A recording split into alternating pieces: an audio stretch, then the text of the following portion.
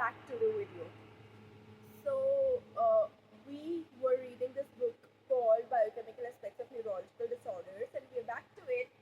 This book was first published in 1959 and contains lectures given in 1957 and 58 in the Institute of Neurology, National Hospital, Queen Square. So, we began with the chapter called The Biochemistry of Coma in the previous two videos, and today we will be covering the topic called uremia given in this chapter, and this chapter has been authored by Mr. N.F. McLagan. Let's continue.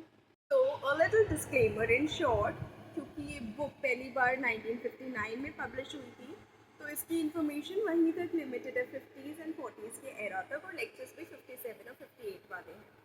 तो Urania में author introduce करते हैं. पिछली video में हमने diabetic coma की बात की. अब यूरेनिया में ऑथर इंट्रोड्यूस करते हैं कि ऐसा कोई बायोकेमिकल चेंज था ही नहीं जो ब्लड में नहीं हो रहा था यूरेनिया के केस में, लेकिन ये अनसर्टेनिटी फिर भी थी कि कौन से पर्टिकुलर चेंज को अकाउंटेबल माने कि हाँ आपकी वजह से यूरेनिया या यूरेनिया का से होने वाला कोमा हो रहा है.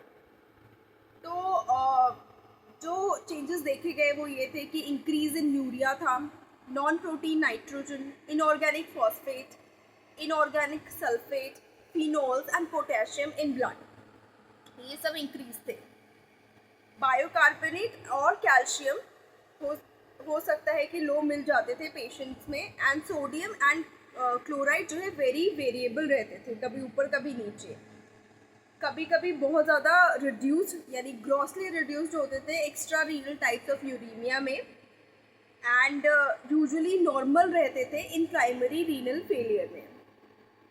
कोई भी ये चेंजेस कोमा प्रोड्यूस करने लायक नहीं देखे जा रहे थे उस वक्त, लेकिन very high potassium levels that is over 7 milliequivalent per litre होता था, और उसकी वजह से ये सस्पेक्ट किया जाता था कि हो सकता है कार्डियक अरेस्ट हुआ हो, एंड एक अर्जेंट इंडिकेटर बन जाता था वो ट्रीटमेंट इनिशिएट करने के लिए, बिकॉज पोटेशियम की लेवल्स चेंज होंगी तो कार्डियक अरेस्ट के चांसेस बढ़ जाते थे. लो बाइकार्बोनेट प्रोबेबली एक कॉज की तरह देखा गया, जिसकी वजह से एयर हंगर होता था, और एयर हंगर इस कंडीशन का बहुत ही टिपिकल या कैरेक्टरिस्टिक साइन और सिम्टम था. लो सीरम कैल्शियम की वजह से मस्कुलर ट्विचिंग्स होती थी, एंड ओकेजनली एक्चुअल टेटनी भी डेवलप हो जाता था.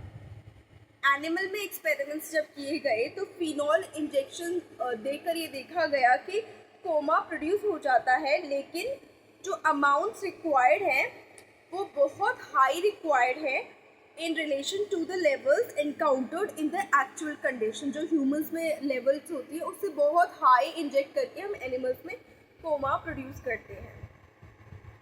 तो ये अपीयर होने लगा कि इस टाइप का कोमा यानी यूरेमिया कोमा से होने वाला coma is either due to complex combined intoxication, मतलब कि सारा जो कंबाइन हो रहा है उससे इंटॉक्सिकेट जो हो रही है बॉडी, सारे बायोकेमिकल एस्पेक्ट्स इधर उधर हो रहे हैं, बहुत सारी चीज़ें बढ़ रही है, उससे बॉडी का इंटॉक्सिकेशन हो रहा है. या तो वो रीज़न हो सकता है, या और टू सम सब्सटेंस और सब्सटेंसेस एट प्रेजेंट अनडिस्कवर्ड, या उन्होंने सोचा हो सकता है ऐसा कोई सब्सटेंस हो या बहुत सारे सब्सटेंसेस हो जो उस वक्त डिस्कवर नहीं हुए थे.